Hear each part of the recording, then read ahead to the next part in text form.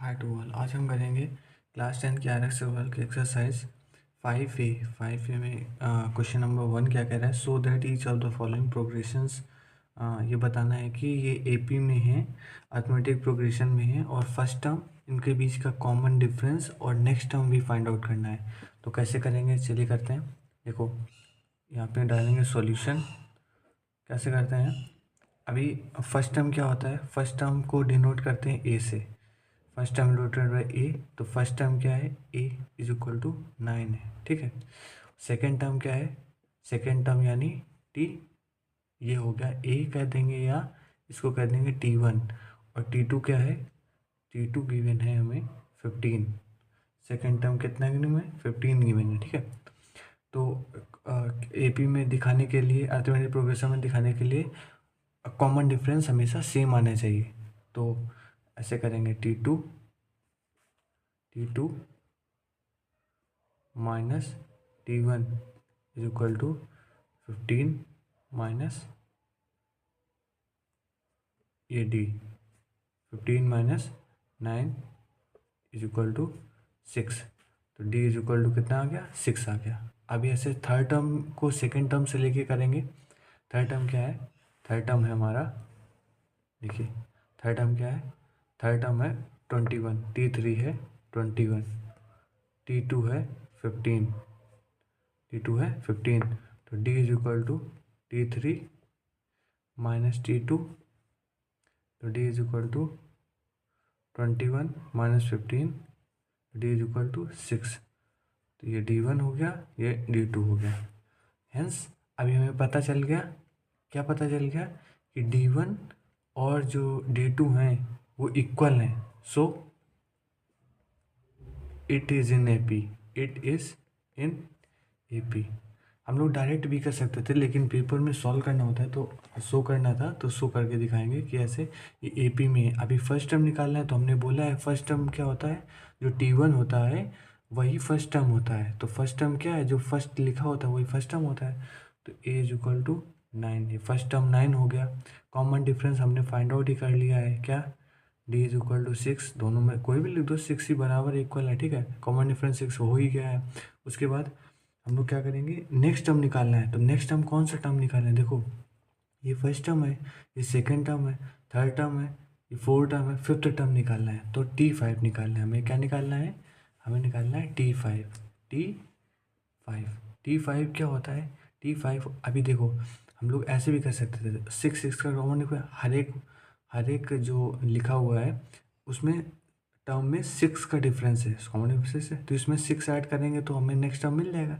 तो हमें पता चल गया कि 6 ऐड करने पर नेक्स्ट टर्म मिल जाएगा। लेकिन 31 7 6 27 और 6 कितना हो जाएगा, 33 हो जाएगा। नेक्स्ट टर्म 33 है, लेकिन पता करेंगे सर, आगे फिफ्थ निकालना है। तो क्या करेंगे, A प्लस एन, एन क्या होगा, 5 हो गया। तो 5 माइनस 1 4, तो यहाँ क्या देंगे 4, डायरेक्ट लिखे दे रहा हूँ 4D, ठीक है। ये क्या लिखा हुआ है, A प्लस 4D। तो T5 की वैल्यू निकालनी है फिफ्थ टर्म की। तो A क्या है, A9 है। 4 को 4 multiply by D, common difference कितना है, 6। तो T5 इज इक्वल टू कितना आ जाएगा, 6 हो जाए 24, 24 और 9 33। यही हमारा आंसर आ जाएगा। तो कितना, T5, ये नेक्स्ट टर्म 33 है, हमें पहले बता दिया था आप लोगों से। और ये जो कॉमन डिफरेंस है 6 है दोनों टर्म में, तो डिफरेंस 6 हो जाएगा और फर्स्ट टर्म 9 हो जाएगा, ठीक है। ऐसे ही सेकंड क्वेश्चन करना है। सेकंड क्वेश्चन देखो, कह रहा है सेकंड में, कह रहा है 11 6 1 माइनस 4, और इसका नेक्स्ट टर्म बताना है। नेक्स्ट टर्म बताना है, अगर AP में होगे तो नेक्स्ट टर्म बताएंगे, AP में नहीं होगा तो नेक्स्ट टर्म नहीं बताएंगे। ये आपको याद रखना है, जब AP में हो तभी नेक्स्ट टर्म बताएंगे ना, जब AP में होगा नहीं तो नेक्स्ट टर्म नहीं बताएंगे। तो फर्स्ट टर्म क्या है, T1, या फिर फर्स्ट टर्म क्या है 11, T2 कितना है, T2 क्या है 6। तो T2 माइनस T1 करेंगे तो कॉमन डिफरेंस आ जाएगा। सेकंड टर्म से फर्स्ट माइनस करते हैं, हमेशा यही करते हैं। थर्ड में से सेकंड, फोर्थ में से थर्ड, ऐसे ही नेक्स्ट वाले से PC वाले को करते हैं, तभी कॉमन डिफरेंस आता है। तो 6 माइनस 11 कर देंगे तो कितना आ जाएगा, -5। तो कॉमन डिफरेंस कितना आ गया हमारा, -5 हो गया। इसको D1 कर लेंगे, ठीक है। फिर D2 कैसे फाइंड करेंगे, T3 में T2 सब्ट्रैक्ट करा देंगे तो D2 आ जाएगा। T3 कितना है, देखो T3 है ये, इसमें ये घटाना है तो 1 में से 6 को सब्ट्रैक्ट करना है तो कितना आ जाएगा, -5 आ जाएगा। तो D1 is equal to D2, hence it is in AP। Hence क्या होगा, ये AP में है, hence it is in AP। देखो दोनों कॉमन डिफरेंस बराबर है ना, D1 ये वाला, T2 में T1 सब्ट्रैक्ट किया -5 आएगा, और T3 में T2 सब्ट्रैक्ट किया -5 है। दोनों का कॉमन डिफरेंस बराबर है। जब कॉमन डिफरेंस बराबर आ जाता है तो हम लोग क्या करते हैं कि बता देते कि हाँ AP में है। अगर कॉमन डिफरेंस बराबर नहीं आता तो ना ही हम उसका नेक्स्ट टर्म बता पाते और ना ही हम लोग ये पाते कि AP में है। जब ये AP में होगा तब कॉमन डिफरेंस बराबर होगा। कॉमन डिफरेंस निकालेंगे कैसे, सेकेंड वाले से पहले वाले को, मतलब कि अगर इन दोनों के बीच का कॉमन डिफरेंस निकालना है तो इसको में से इससे सब्ट्रैक्ट करा देंगे और इसमें से इसको सब्ट्रैक्ट करा देंगे। कॉमन डिफरेंस अगर बराबर होगा तो सब में सेम ही आएगा, ठीक है। अभी का निकालना है, फिफ्थ टर्म निकालना है, तो अब देखो -5 कॉमन डिफरेंस आ रहा है हर एक में, तो -4 में -5 ऐड कर देंगे तो क्या आ जाएगा, -9।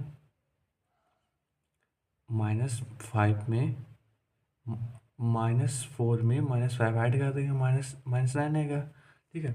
तो अभी कैसे निकालना है, T5 निकालना है, हमें फिफ्थ टर्म निकालना है। तो क्या होता है, A + 4D, मतलब देखो फर्स्ट सेकेंड थर्ड फोर्थ निकाला है, फिफ्थ नेक्स्ट टर्म निकालना है, AP में है।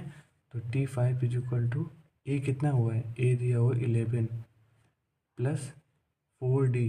4D क्या होता है, 4D का मीन्स 4 × D। कॉमन डिफरेंस कितना है, -5। ये कितना हो जाएगा, -20, 11 -20, तो T5 की वैल्यू क्या आ जाएगी, T5 की वैल्यू आ जाएगी -9। यही हमारा आंसर हो जाएगा, दैट्स ऑल।